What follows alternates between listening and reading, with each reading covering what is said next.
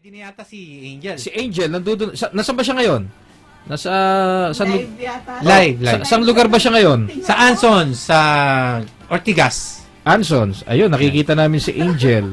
Yan. Nakikipagchikahan siya. Hi, Hey, Angel! Melvin! Nandiyan si Melvin, yung naging guest din natin. Yeah, si From Melvin Chika. ng Chika. Chika. Oo. Hi, Angel! Hello, good morning po sa inyo dyan sa studio at sa lahat ng mga nakikinig. So, ako po si Angel, sa Angel Hack, di ba? Tamang-tama. Kasama ko... Hello? Yeah, go ahead. Yes, go ahead, Angel. Kasama ko po ngayon si Sir Melvin Ryan Cetalvero. Isa po siyang participant and one of our very first guests sa ating Bigatin Radio program, remember? Yes. Yeah. Ayan. Melvin! Yes, and kasama ko rin Rai Escares naman. So, naging guest na rin po natin siya Si Rai, sa Bigatin Radio. Si Rai naman ay mentor ngayon. Ayan. So, yun na si Sir Melvin kasi participant siya and he has a team. Ano pong paghahanda yung ginawa nyo ngayon for this Angel Hack competition? Well, we wanted to set the bar high this time. We've gone through several hackathons of late. Pero ang napansin namin, yung mga product or mga project na ginagawa ng mga participants, very, very rare na nabubuhay talaga, nagiging produkto talaga. No? It's because most of the participants are from IT, so they're not that well versed with business. Yeah. Nakalimutan nila, paano tayo kikita? Paano natin i-maintain to? So this time around, what we did was we came up with a good business plan and revenue model. And to hackathons outside the country, we want to bring that same level of competition and experience here locally. Yun yung gagawin. So, ang paganda na ginawa, nag-research kami kung paano sila kumikita. Tapos, kami kung paano kami makagawa ng mas magandang serbisyo doon at ano rin kami dito. Ginawa namin research, Yung siyempre, we have to think also not just local, not just Philippines. So that's a mentality that we also want to preach, or to set as an example. So, hindi lang local na mga service providers yung tinignan namin buong mundo. Because what we want to do is we want to create a service that can walk in the lines of the Googles and the Facebooks and the Twitters. This is our first Angel Hack, and I know that everyone is. And we want the world to know that, this is how Filipino developers grow. Pinoy pride. Tama, Pinoy pride. Totally Pinoy. Sir Melvin, kasi you've been to a lot of hackathons na, no? Ano po ang difference nitong Angel Hack from other hackathons sa tingin niyo? Well, I think whereas other hackathons, participant normally gets gadgets, money. This one is unique. This is actually an opportunity to meet with investors. Yung trip sa Silicon Valley, actually gravy na lang yun. Pero ang real ang motivation for participants is, after the hack, whether you win, whether you lose, you have visibility to investors and venture capitalists. Yes. So exposure. You may not win, pero if you have a very, very good product, if you have a very, very good idea, this is a very, very good thing to be in. Kasi malaki ang chance na someone ka or someone might hire you. Okay. Baka big. Yes. So, yun, kahit hindi ka man masali dun sa isang panalo, so may chance pa kasi nandyan lang yung mga investors sa tabi nyo. So, nanonood din siya. Meron siguro mga investors na pupunta rin dito to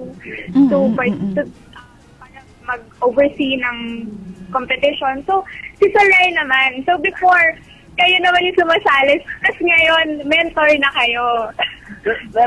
To be honest, nung nag-post si Sir Merv sa Facebook na naghanap siya. We're actually talking on So, dapat nasa isang talk kayo. Apparently, yung isang organization na involved ako, yung Mobile Tao, is partner na. That's the reason kung bakit naging part din ako nung mentor team from Angel. Dun sa group na yun. Okay, so ilan po bang participants system? Ilang teams? They said that the participants are 200 developers, so if each team is 5, mga 40, you're thinking about 40 teams. It's going to be a very, very long Wow. So, ano naman po ang ginagawa ng mentors? Well, to be honest, this is my first time. Well, from the word itself, no, it's gives advice. Pero, for Melv, hindi na yun. Nag-mentor na siya before. I'm sure Ryan has very qualified. Very good insight. So, normally, ganun lang. We give advice kung ano yung mga maitutulong namin. Normally, dito yung sa mga bago pa lang na sumasali dito sa mga hackathon. Ito yung mga normally students na nagbibigay kami na advice kung ano yung mga tools or kung ano yung mga possible na kailangan nila enhance dun sa mismong application. Okay. Ito po bang are you assigned a team or nag-iikot-ikot kayo? Well, for this event, walang formal kung anong team kami naka-assign. So, Angel? probably, ikot-ikot yung mga team na yan. Yes po, yes. Oo, ilan na yung mga nandyan ngayon para na magpa-participate sa event? Mga 40 teams, so mga 200 participants Dami. yung naka-register. That's at least 40 teams. Oo. So, yun. So, sinabi kanina ni Ellison, 36 hours? Ganun katagal? Oo. Hackathon talaga. Bakit ganun? Talagang ganun kahaba yung event na yan? Galing. Kasi dapat hindi nila na-code na. Hindi ka naririnig. Wala sa lugar. Dapat kasi talagang wala pa sila na-code. Dapat doon sila magko-code. Hanggang sa ma-pitch nila yun doon sa mga judges. Yun ang ano talaga nung hackathon. Walang tulugan yun? Walang tulugan yun eh. Grabe, no? project, diba? Para at least malaman talaga kung sino yung matibay talaga. Yung sa bigatin na gagawin namin nga, mas malupit. Magja-jogging ka muna. Tapos pagkatapos na saka ka magko-code. Ayun. Angel, ganun pala. Mga nakatulog ba yung mga katabi mo riyan? Wala Hindi pagtulog. ko gugulo. Here, mamayang gabi. Tapos, I think may mga games, may mga side events. May mga side event. Para naman hindi makatulog. Sabi, pakihanap si Sir Earl. Sige. Angel, babalikan kita. Pakiharap daw si Sir Earl at makakusapin natin maya-maya ng konti, ha? Actually, ngayon nagtotalk pa si Sir Earl sa Okay, labas. sige. Sige, sa later after ng-talk. Ayun. Okay. So, sige po, maraming salamat and ito po si Angel na sa Angel Hack. Good luck sa mga nandyan. From Angel Hack, si Angel at nakatutok ko siya dyan. 36 hours itong hackathon na ito. Ano ito yung pag may konsepto ka or idea ka, pa-register ka doon, sali ka doon, magbuo ka muna ng team kasi ang hirap nga naman gumawa ng isang project na Uy, bakit hindi kayo sumali? Oo nga, itong mga to pwede. No? Lalo si Ellie, batang-bata, kaya mo yun. 36 oras. Tapos yun, doon ka na magko-code.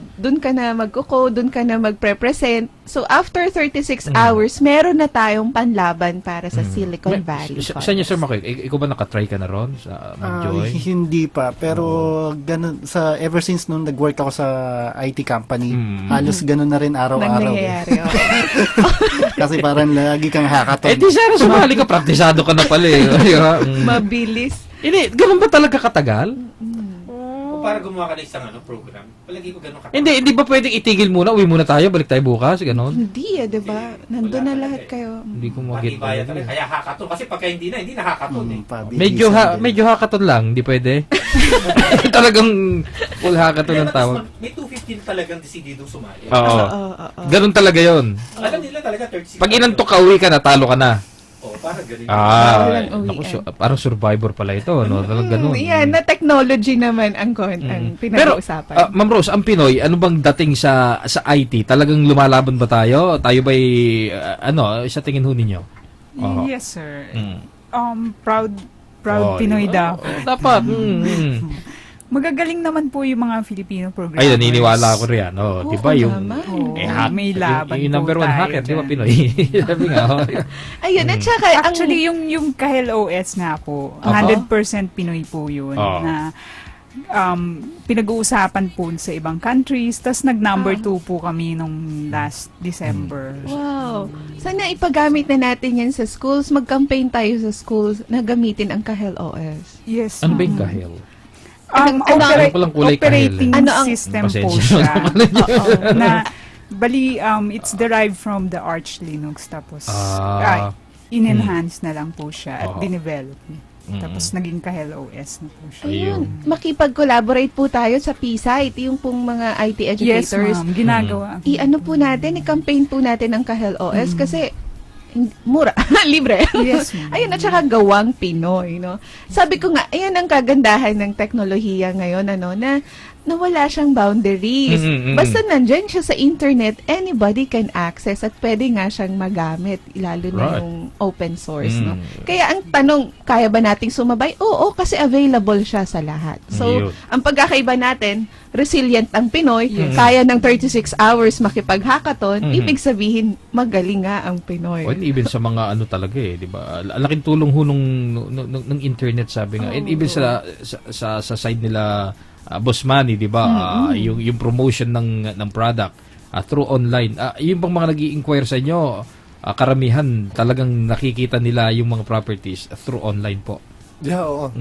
Actually, yun yung advantage nga ng Phil Properties. More on online talaga siya.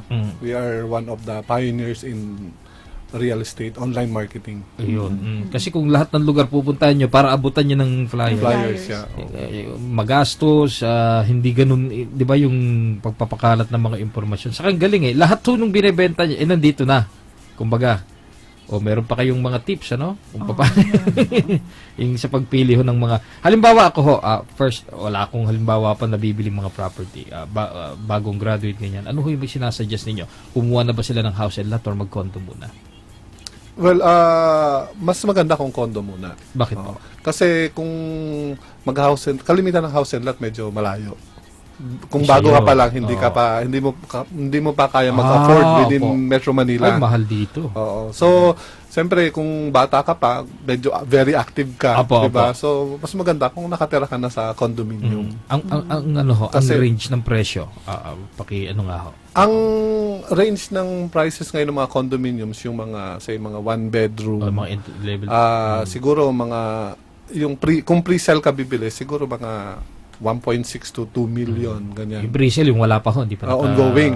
So, pero kapag bibili ka na nun, yung mga 1.6 na yan, pwede na mga siguro 2 million to 3 million na yan pag gawa na siya. Ganun. Pero yung paggawa ho nito, from free selling, ilang months ang pinag-uusapan? Usually, yung mga condominiums ngayon ng mga major developers, usually mga 2 to 3 years. 2 to 3 years ang construction period nila ng mga isang condominium building. Oho. Kahit hindi pa nakatayo, naguhulog na siya ng monthly. Yes. So, para medyo mabawasan. Yun na, para mas mura. Saka ngayon ang dami na Minsan yung lilipat ka na lang. May mga move-in na Yes, yung mga move-in. Pero sa dami ng projects nga ngayon, so yung ibang para maging attractive sila, lalo na yung tapos na. So nag-o-offer na sila ng lowdown or parang wala na halos na down payment. Yes, okay. Yes. Sige po, babalikan pa natin maya-maya sila. Si Angel, katabi na niya si Sir Earl. Angel! Hi, Angel! Hi, Earl! Hello? Yeah, go ahead, Angel. Yes, Angel. Hindi yata tayo naririnig na Angel, engineer. Angel! Andun. Yeah. Sige, go ahead, Angel, with Earl. Oh, yes. Yeah. Nagbabalik po ako. Yeah, ikaw na. Si Angel ng Angel Hack. So, sa Angel Hack, yan. Yan ang programa ko ngayon. So, kasama ko dito ngayon si Sir Earl Valencia, ang co-founder at president ng Idea Space Foundation. Kamusta po lahat kayo? Ay, Sir Earl, kamusta? Ayan. Ako, mahirap yata yung signal natin. Malinaw ba yung dating namin, Angel? Yes po. Okay, go ahead, Angel. Copy ba? Okay, malinaw ka, malinaw. So ngayon po, ano po ang role ng Idea Space dito sa Angel Hack? So kami po yun, kasi po ang Angel Hack, diba, hacker to founder. Yes. So kami po yun, parang sponsor dun sa paggagawa ng pagiging founder ng mga hackers natin. No? So, magbibigay po tayo ng incorporation, kasi talagang kailangan maging startup, maging kumpanya sila. Tapos syempre, finacilitate namin yung mga tao. So nilipad po namin mga taong taga Silicon Valley, no?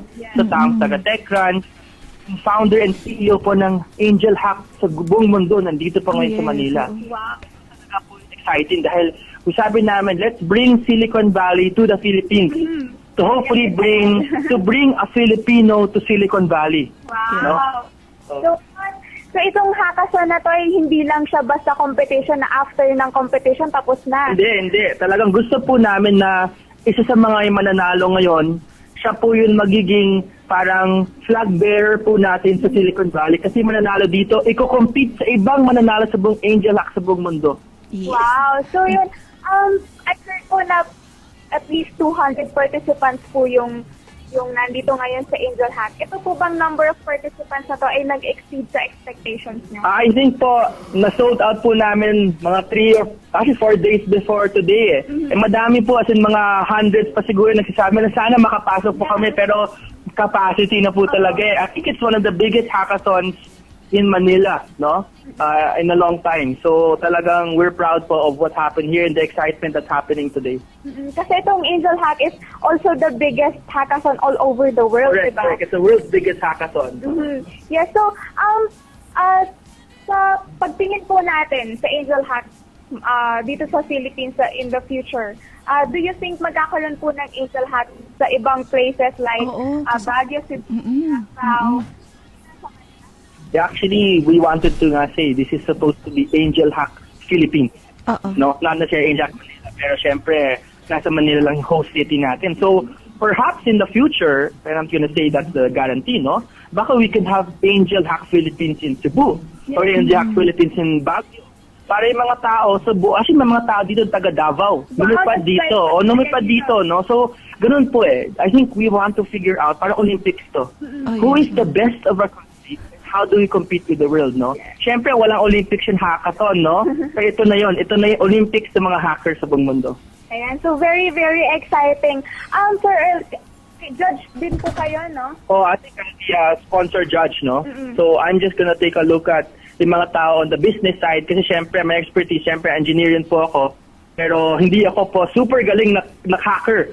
But I know at least I can take a look on how to then transform the hacker concept into the business concept. And yun po yung kailangan kong gawin. Yes, as a judge, sa tingin nyo, ano bang characteristic ng isang winning piece dito? Well, actually, this is common to almost all the parang just good types of apps no, sa buong mundo. No? So number one, tinitalaga namin yun, maganda pa yun market, no? Maganda ba yun parang does it solve a need, di ba? So parang ganun based lang na po. Parang kung talagang practical po yung application nyo, madaming tao may gusto, malaki po yung merkado. Diba? Tapos, number 2, actually, syempre hackathon tayo, gaano ba talaga kagaling yun pag in technical delivery, no? So, syempre, iba to kunyari sa ideas competition na yung technical is really important, but then the others are important. Ito talaga, syempre, mga coders lahat tayo. So, let's figure out kung talagang magaling yung pag-execute nila ng code, no? Yung, pati yung maganda yung itsura, maganda yung UX, diba? Yung mga ganun. Actually, these are the 2 big ones that we look for, no? In every app na makikita natin. Okay, so, kayo, baka may gusto kayong itanong kay Sir Earl. Ay nako, alam mo, Earl and Angel, excited na kaming pumunta dyan. Gusto naming makita yung mga ginagawa nila, not as judge or sponsor. Pero dito, alam mo, Angel, yung mga kasama namin dito, pwedeng sumali dyan nahuli lang ng konti. At saka nandito kasi kami. At saka pwede rin na may sponsor dito. Basta, baka dyan na kami mag-lunch. Hindi, excited talaga kaming makita yung nandyan. So, congratulations sa mga nandyan, sa mga sumasali. Advance. Especially mga host na, all-nighter po tayo. Kanina nga, no, na mayroon tayong punta ka dito, may dinner tayo, may lunch. Meron midnight snack at Red Bull ng 2 o'clock ng umaga kasi 24 hours po ang event na to. Hackathon from 1 p.m. to 1 p.m. Non-stop po ang pagka-hack natin or pagko-code natin po. Ang galing. So, pati Sige, patibayan ha. Bukas babalikan namin kayo. Tingnan natin kung nakatayo pa kayo. Angel, sige, maraming salamat. Oo, congratulations in advance sa lahat. Okay, maraming salamat.